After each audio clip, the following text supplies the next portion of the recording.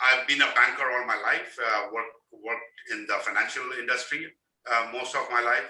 Uh, but right now I'm in the public service, so I'm working for the federal government, and it's a different work altogether, a different experience altogether. But I'm happy that I'm able to speak and assist citizens on a daily basis, which is great. And other than that, yeah, I have my own ways and means to take care of daily challenges. And I'm happy that I'm here to share some of my experience today.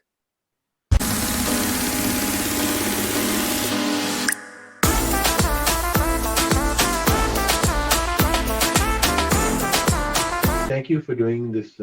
Thank you for taking the time to do this interview with us today.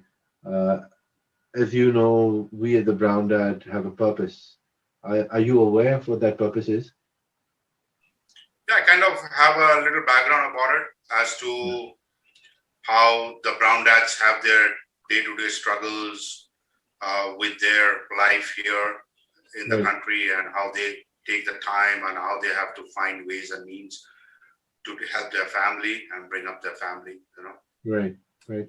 No, that's totally true. So, in that vein, the Brown Dad is a movement that is actually helping empower dads, and more specifically, brown dads, and helping empower them to be better than hopefully their dads, and make a better society around us in that process. And in that vein, obviously showcasing dads, and we've taken the time to reach out to you because we think that you've got an amazing story to share with us at the Brown Dad. And if you're comfortable with that, through this interview process, we will uncover some of those stories that you're comfortable to share with the world. And as I said, thank you once again for doing this. Now, that being All right. said, in this day and age, as you know, dads are a very important part to the family, and they've always been historically, but more so now because of the changing roles. You've obviously grown up in a family, and you've got your own interactions with your own dad. How would you like to share any of that with us, with your interactions with your own father, and how that has shaped you to be who you are today? Yeah. So first of all, thank you for having me on the show here. Okay, it's my pleasure to be here, and I feel privileged here. Thank you for inviting me. The other thing you said that you have a great story as a brown dad. On that note, without taking anything away from others, I would say every dad has a great story behind them. Yeah. A great struggle. A great amount of hard work, perseverance, and I'm no different from them. I'm just doing my part within my family and society here. Now, coming Mm. to your question about my interaction with my father, yeah, we were total three siblings. Okay. Now, my father, the only thing which I very very fondly remember, and I'm grateful that that's the way my upbringing was the Mhm. amount of discipline that was inculcated in us when we were, Right, because ours is a very humble background. Okay. right, And most Indian families are like that. right, And he always made sure that we are grounded. Okay. right. And we appreciate what we have. Not Mhm. only we appreciate what we have on the table, but also we appreciate everything that is around us and that Mhm. is provided to us, right? So that's something that stayed on with me till Right. today. Whatever I'm doing today with my family, and with whatever I was able to provide for my family, I always try and pass on that learning to my kids as well. Like, you must be Right. thankful for what you have, and you must be, grounded and disciplined with things around you and things within your life, because Definitely. that's great. That's a great learning that I took from my father. Definitely, definitely. Do you want to share any of your early days and any of your early stories that that shaped how it is and that led to the choice that you made, because obviously you were not, you're now in a foreign land, and you've made a choice to immigrate. Anything that has shaped you in that space to make that decision to come to make that immigration choice? Honestly, nothing in particular. We were doing well back home. Okay, Right. well in the sense career-wise. Me, my wife, we were both into banking, and we were doing pretty good in our own particular space that we were in the bank. Uh, Right. but the decision that I would say the inclination to move to a foreign country or a different, outside my own comfort zone, my own country, came in with when the kids came in, you know, Right. after the marriage, when the kids came in with the kind of, I would say, the geopolitical situation that we are at back home. Things are changing rapidly. Okay, Right. and the unfortunate part is it's not always for good. Right. Okay, so we have spent our childhood, our entire, a good part of our life there.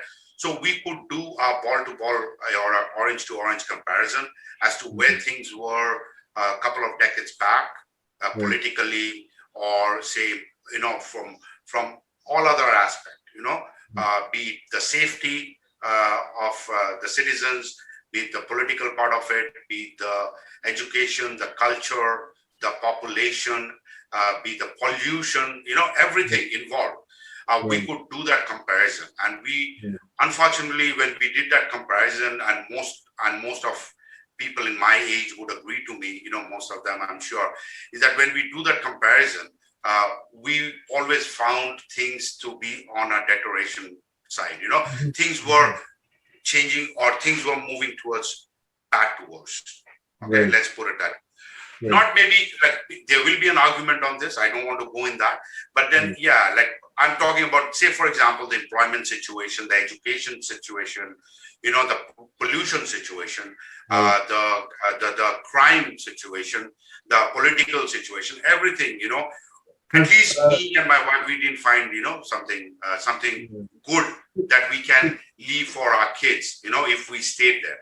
So the right. so we did some research as to where we can move, because we were, as I said, we had a strong career back home with good education. We had the liberty to make a choice as to which country Right. we could go to, and then came Canada, out of other countries. I don't want to name them, right? Right. Came Canada. The only reason is because of its, first of all, because of its, the way the way they have accepted the immigrants in this country, Mhm. the way they allow the immigrants or help the immigrants to settle down, all those backstories, all those testaments, and we took our leap of faith at that time, Right. and here we are. So you did mention the political unrest and crime. Have you had any firsthand encounters with any of those things that you're Oh comfortable? yes, Yeah. Any yeah, stories that you're comfortable sharing with our viewers? yeah. Well, I don't really want to sound too, gruesome or anything like that here. Okay, Right. but then yeah, if somebody is born and brought up back home, they would be able to, match with what I say. There are loads and loads of crime happening every day over there. Okay, Right. I'm not saying it's a jungle out there, but then there are crimes in and around you. I have lost friends in such situations, lost them. I still remember them for very petty reasons, for very petty situations. One clear incident I can remember is where, because of a small fight on the soccer field, uh, you know, one of my friends just got killed. Okay, Right. and yes, unfortunately, uh, I was not on that particular day. Fortunately, I was not there. Okay, generally Right. I'm there, very particular on the field every day, Right. because that's one of my, games. That's how we used to all get Right. together. Uh, but later on, I came to know that that fight came out of the ground, and then when they were outside the ground, the fight took a turn. My friend was pushed. He fell down and he cracked his skull, and Wow. he didn't survive.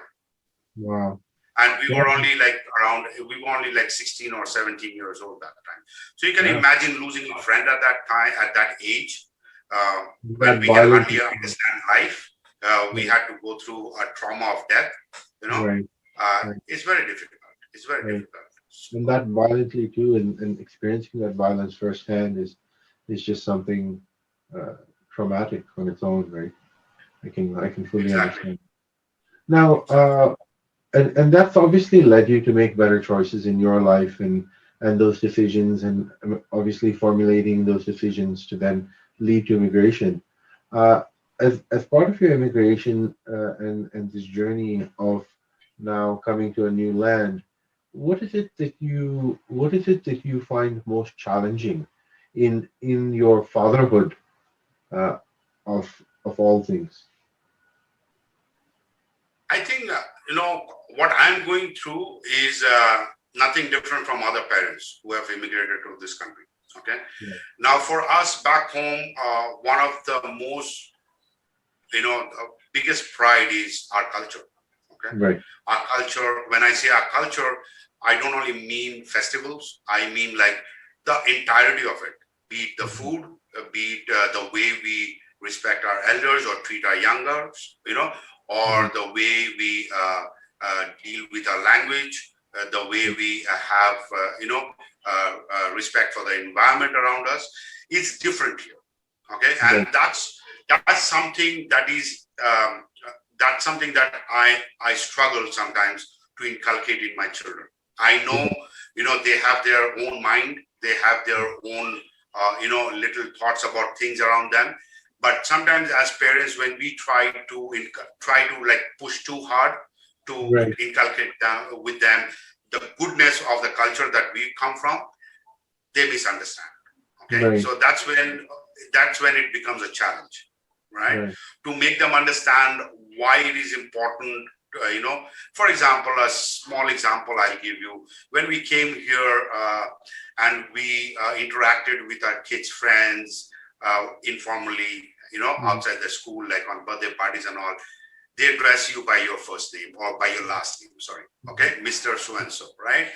Mhm. That's not our culture.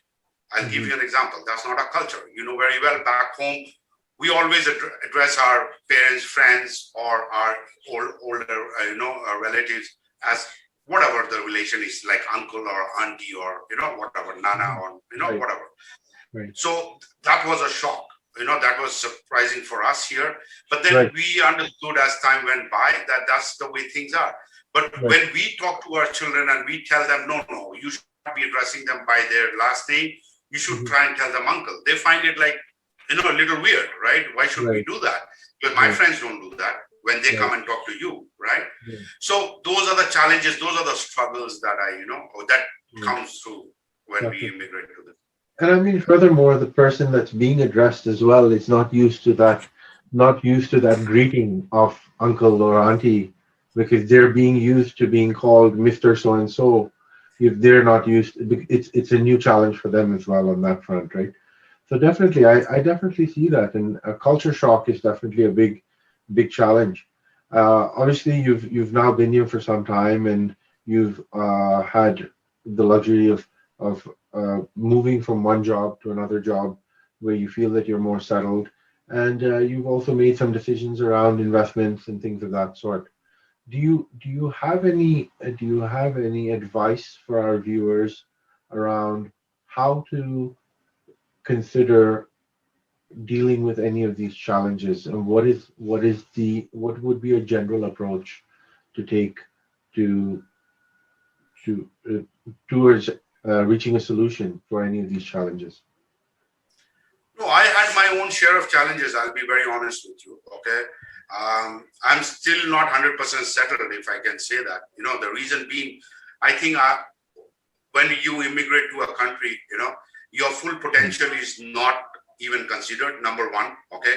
When you're offered your first job, if you're offered your first job. Okay. Yeah. And second, even if you have your foot in the door, they take a lot of time to actually allow you to get to a position where you can potentially do much better than what you're doing already. Okay, Right. so it happened with me as well. Okay, Right. so but the only thing is that because of my perseverance and my wife as well, she's also working. So we kept on going with it.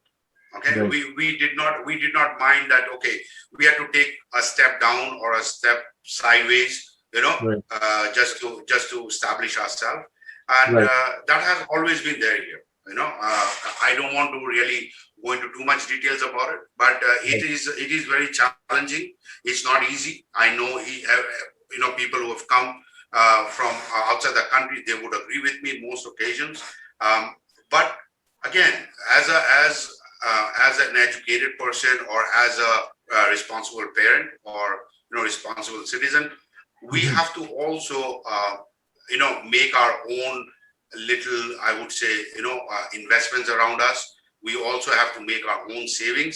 We have to Right. find ways, okay, Right. to do that while we collect our paychecks. Right. uh, it's easy said than done. I know that because of the kind of pay that is prevalent in the market here. Right. Again, unless you are in a very high paying job, that's a different ballgame altogether. Okay, Right. and with the current retirement policies in place, my recommendation, or I would always advise all immigrant parents to fend for themselves and make hay while the sun shines. I always say that. Okay. Right. The reason is because this is the time when you can work. This is the time when you can stay strong and work hard. Right. And this is the time when you can make some good decisions which will help you out after after such time when you're not able to work anymore that hard. you know Right. so that's exactly what I'm doing with little whatever I can save. I'm trying to diversify my investments, trying to Right. put things here and there, save for the children like RESP. I always suggest immigrant parents to take advantage of RESP, okay, and make some savings in RSP and other investments, because Right. those, and it doesn't matter how much dollar you're putting in there. Please don't Right. misunderstand me, okay? Right. Even as long as you're doing it diligently and you're doing it without any gap, you're good. It's a power Because compound. exactly, people sometimes think whenever we talk about RESP or RSP or investments or whatever, people think, oh my goodness, I don't have that kind of money. Right. No, I'm not talking about making, like, for example, when I started off my kids RESP, I was putting in, say, for example, maybe $100. Okay, Right. maybe $100 each, because that was my income. Okay, Correct.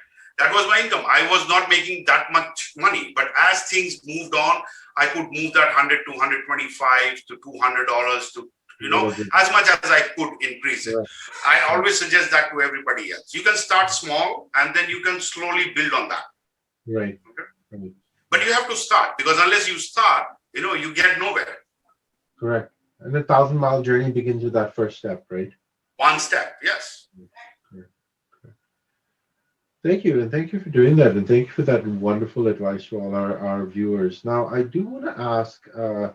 Obviously, you've spoken about your interaction with your dad, your immigration, and where it is that you are now, and the challenges that you've experienced in fatherhood. What do you see? What do you aspire towards in fatherhood? What do you see as the ideal brown dad? I don't know what the term ideal is, but then at the end of the day, I don't know, like, if we can ever get to that point where we say, okay, now we are like, ideal, or we have reached to the point where we are. But my goal, or my way of looking at it, is that give them as much leverage, especially from my experience now that I've been here for a while now, and I see things from inside as well. Okay, because my work allows me to see things from inside. Okay, now I know that most of young kids here, I'm only talking about those who pursue their education. Okay, so I'm just taking them into consideration.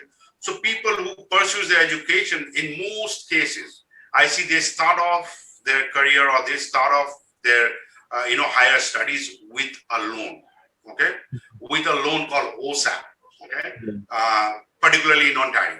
Okay, I'm talking about Ontario. Okay, but there's loan everywhere. Any other Right. province, but they are named Well, differently. even any other But country there's for that student matter. loan. Yeah, Right. there is a student loan which is readily available to all students, whoever is Right. pursuing, higher education, be it, higher secondary or, above that, in university or college. My goal, my small, aim is to make sure that my children don't have to start their life with a loan.